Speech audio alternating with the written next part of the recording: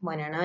Y en esto de que él se encuentra predispuesto a realizar esa meditación, ¿no? Que se, que se ubican de ese modo frente al fuego, ¿no? En esto, con esta intencionalidad, si se quiere, de empezar a desprenderse de todos estos conocimientos que ya había adquirido, incluso hasta descartar alguno de ellos, es que dice que de lo primero que puede dudar, que ha admitido como verdadero hasta el momento, es de los conocimientos que ha adquirido por medio de los sentidos.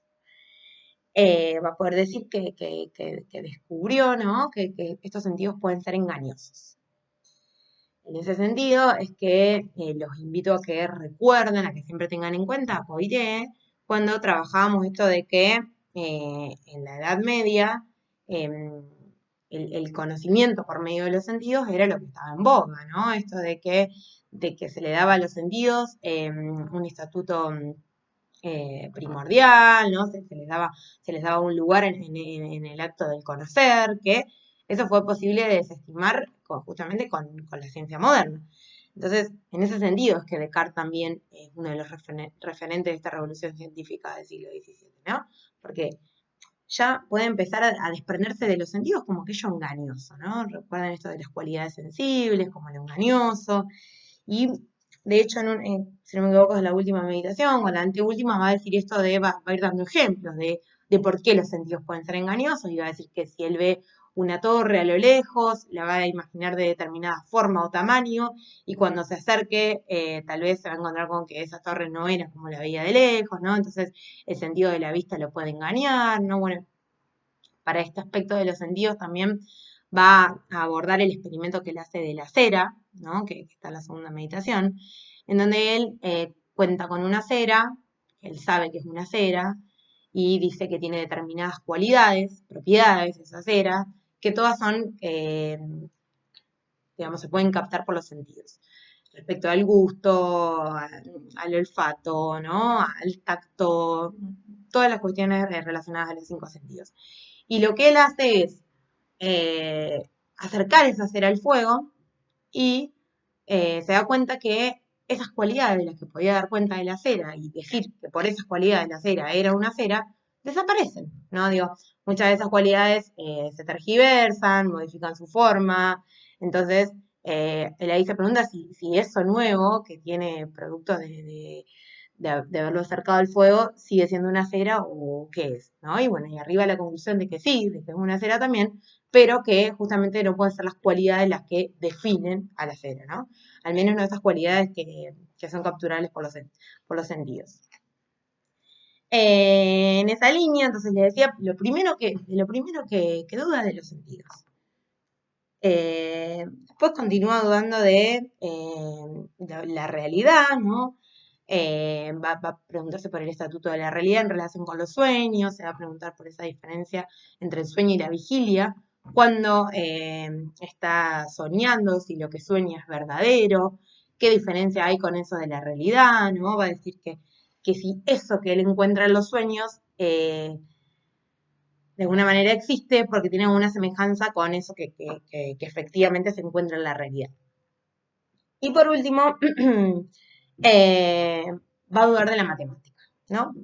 Antes de dudar de la matemática, él va a distinguir entre algunos tipos de ciencias y va a decir que la física, la astronomía y la medicina son dudosas porque en ellas se trabaja con cosas compuestas, mientras que la aritmética y la geometría son ciertas e indudables, ¿no? A Descartes le cuesta mucho dudar de la matemática. De hecho, él recién puede dudar de la matemática a partir de la hipótesis del genio maligno, que está ahí al final de esta primera meditación, donde él justamente tiene que construirse esta hipótesis de un genio maligno para pensar en alguien que pueda hacerlo dudar de las matemáticas, porque él las encuentra como ciertas indudables, ¿no? Entonces, justamente, de algún modo, esta hipótesis del genio maligno le sirve para dos cosas. Por un lado, para poder dudar de las matemáticas, que para él son indudables, y por otro lado, para hacer que este genio maligno no sea Dios, ¿no? Digo, cuando usted lea lo del genio maligno, por ahí se tiende a tener ese error de confundir al genio maligno con Dios. Justamente lo que hace Descartes es que no sea Dios, ¿no? Es a Dios de darle ese lugar de bien, de perfección, de alguien que nunca lo va a engañar, ¿no? Que no le permitiría equivocarse, porque es su Dios creador, ¿no? Entonces, quien sí lo podría hacer equivocarse es un genio maligno, ¿no? Entonces dice, suponiendo que existiera un genio maligno que me haría dudar de las matemáticas, ¿no? Dice, astuto, poderoso, ha puesto toda su industria en engañarme. eh, si no puedo conocer algo verdadero, procuraré no sentir cosas falsas, ¿no? Digo, fíjense en este aspecto como Descartes está en un punto muy impregnado, como un hombre de su época, en esto que le decía, de seguir sosteniendo a Dios en ese lugar supremo, de omnipotencia, de infinito, de este Dios creador, del bien, de la perfección. Y por otro lado, es moderno en el aspecto de sostener que las matemáticas son indudables. Entonces, en ese punto, él también va a distinguir respecto de las ideas, ¿no? Va a decir que hay ideas que fueron adquiridas, por lo general por los sentidos, que se pueden desestimar, se pueden descartar y se pueden poner en dudas, pero que hay ideas que son innatas, que son esas de las que no se pueden dudar, ¿no? Que son ciertas indudables, y ahí ubica a Dios y a las matemáticas, ¿no? Como estas ideas innatas, que en algún punto por innatas también fueron ubicadas ahí por Dios, ¿no? Es Dios el creador, entonces Dios el que ubicó esas ideas. Bueno, y en la segunda meditación, fíjense cómo Descartes ya ubica de la naturaleza de la mente humana que es más fácil que conocer que el cuerpo, ¿no? En ese título, de alguna manera nos anticipa que en esta meditación nos va a referir al famoso cogito cartesiano, que es lo que más nos interesa a nosotros en esta materia, porque también, a ver, esto lo quería decir al principio, me olvidé. En ese sentido, si bien ustedes ya habrán trabajado con Descartes en filosofía, la idea de trabajar a Descartes en esta materia es poder trabajar esta cuestión del sujeto que les decía al principio, ¿no? No vamos a leer a Descartes de la misma manera que lo leyeron en filosofía. Por eso también es que, bueno, la segunda meditación es muy importante porque plantea el cogito, pero también es importante esto que les decía de la relación con lo que venimos trabajando de la ciencia moderna, del lugar de las matemáticas, el lugar de los sentidos, ¿no? El lugar del Dios creador, cómo todas estas cuestiones tienen alguna relación con lo que venimos trabajando. Así que a la hora de ir a leer el texto, fíjense de poder leerlo en clave de eso que venimos trabajando, ¿no? Bueno, entonces, digo, ahí es interesante en esta segunda meditación que cómo ya Descartes afirma que la mente humana es más fácil de conocer que el cuerpo, ¿no? Digo, de ese cuerpo con el que él cuenta y que fue lo primero que pudo descartar en esto de estar ahí frente al fuego, de preguntarse si tiene cabeza, si tiene brazos, ¿no? Si eso le pertenece, qué, bueno, ¿no? Este cuerpo del que le parece que no es tan fácil conocer, es más fácil conocer la mente humana. Entonces dice que si este genio, continuando con la hipótesis del genio maligno, dice que si este genio lo puede engañar es porque él existe, ¿no? Lo que dice ahí Descartes, introduciendo el cogito cartesiano, es que por el hecho de dudar piensa y porque piensa existe. Bueno, y acá entramos en este conflicto de traducciones que les decía.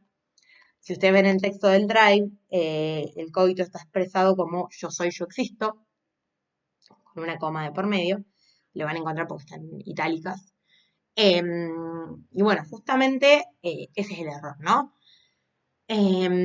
Otras traducciones han puesto pienso, luego existo, que por ahí es un poco más atinado. Pero de todas maneras, si trabajamos con la traducción pienso, luego existo, tampoco tenemos que caer en la trampa de pensar ese luego en términos de temporalidad, que podría ser pienso y después existo, ¿no? Sino que sería mejor traducirlo como un por tanto, ¿no?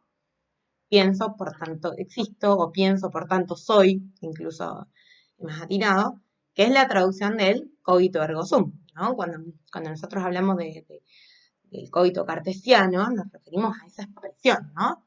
Al pienso, luego existo, cogito ergo sum, ¿no? Que justamente ha tenido diversas traducciones.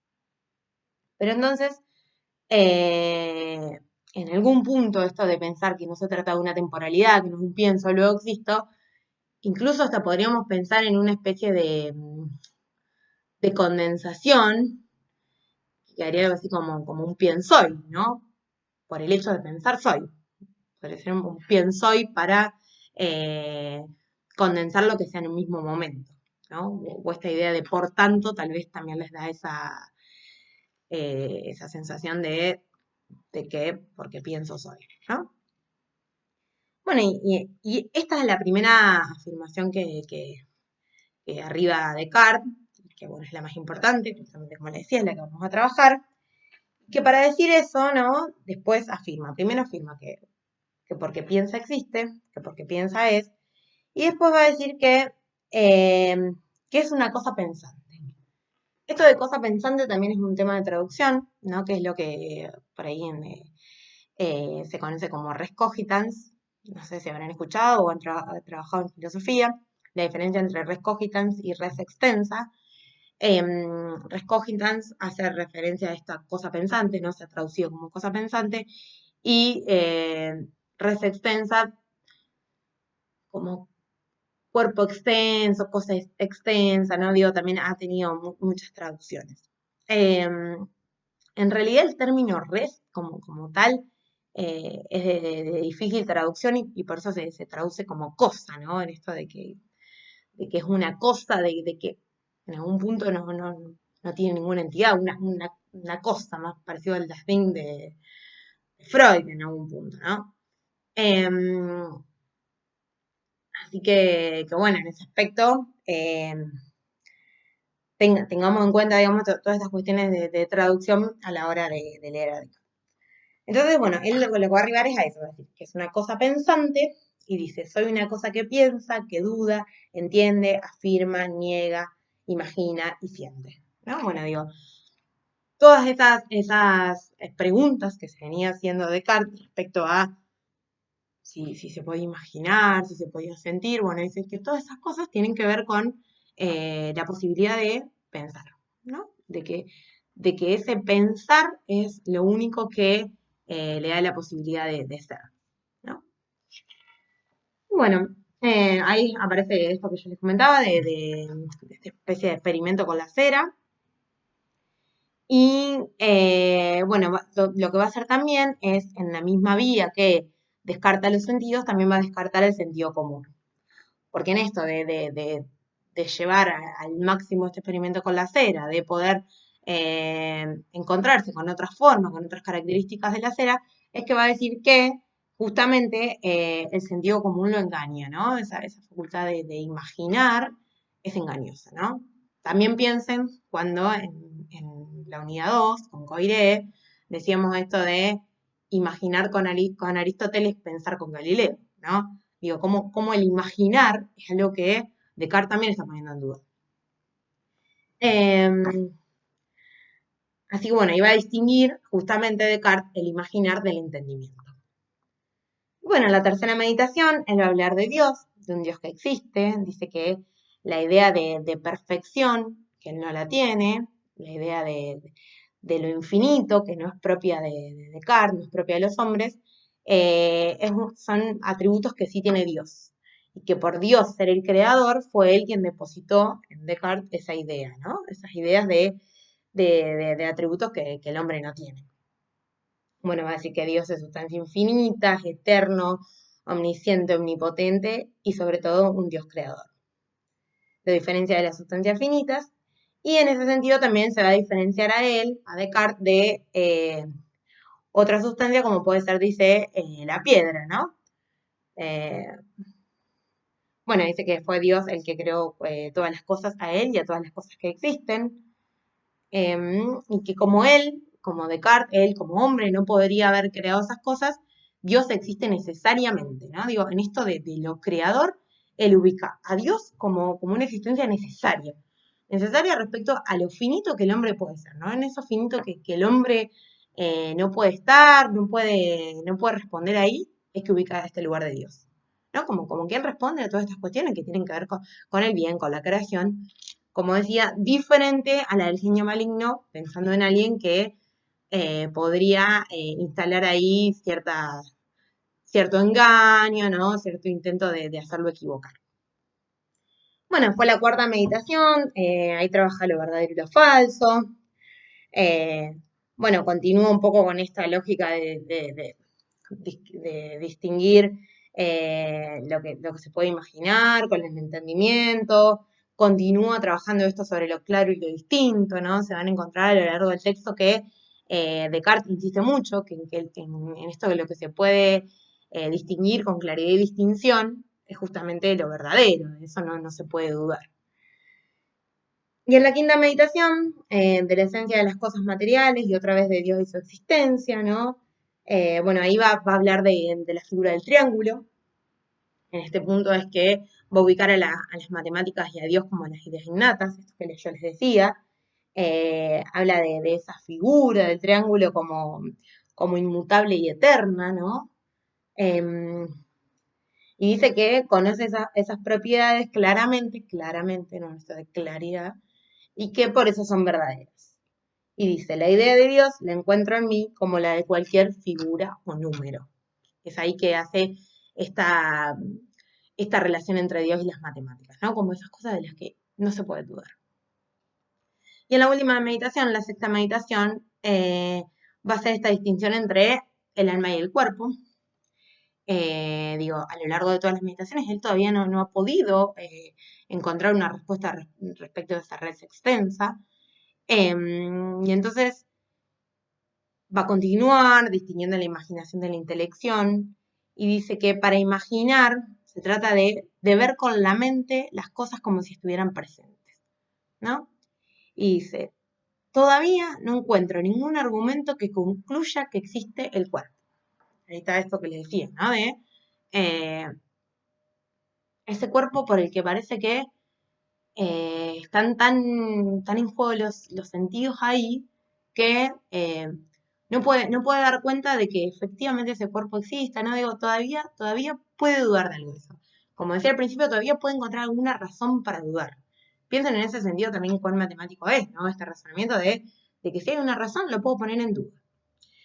Y entonces, de alguna manera, a lo que concluye es que hay una distinción entre el alma y el cuerpo, que esa cosa pensante del alma tiene más que ver con la res cogitans y el cuerpo tiene que ver con la res extensa, y que en ese sentido diferencia que él, Descartes, es diferente de su cuerpo y puede existir sin él, ¿no? Entonces ahí va justamente a volver a poner la existencia del lado del pensamiento. Y va a arribar a esta conclusión de que el cuerpo y la mente si bien están unidos, porque va a decir que bueno, que si a él le duele alguna parte del cuerpo, su mente da cuenta de eso, ¿no? Dice que si bien están unidos, va a decir que su cuerpo es divisible, en tanto que le puede faltar alguna parte de su cuerpo, ¿no? Lo lleva al extremo, esto de pensar de que si se accidenta o algo, una parte de su cuerpo se puede dividir, pero que su mente es indivisible, ¿no? Que esa mente no se puede dividir. Bueno, vamos a ver esto de lo indivisible también de la mente, ¿no? Pero bueno, en ese punto es que nos interesa Descartes como introducción.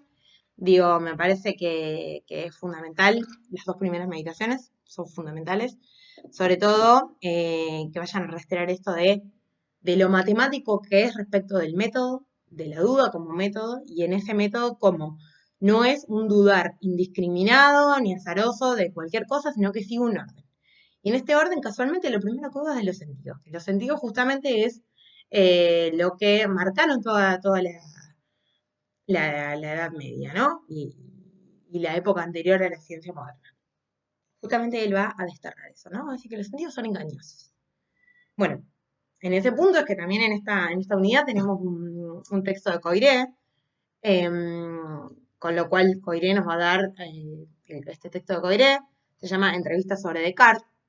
Ahí vamos a trabajar la parte que yo les decía que queda pendiente, ¿no? Que en la unidad 2 habíamos trabajado respecto de Galileo y ahora vamos a trabajar respecto de Descartes.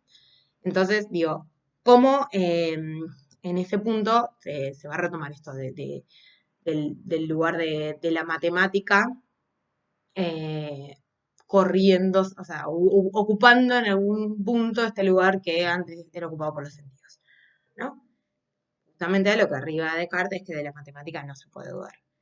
Y bueno, ese orden de dudas, digamos, ese método para empezar a dudar de la primera meditación es fundamental. Y en la segunda, que vayan a rastrear esto del cogito cartesiano, ¿no? En el pienso, luego existo, cogito ergo sum, ¿no? O en el piensoy, como les decía, porque es lo que vamos a seguir trabajando las próximas veces. Y ahí, a partir de ese cogito, es donde vamos a poder pensar en esta emergencia del sujeto, ¿no? Como justamente un punto del programa es, pensé que lo habíamos cambiado, es la emergencia del sujeto. Bueno, digo, como les decía al principio, esto de pensar que ya hay algo del sujeto ahí en el código de Descartes.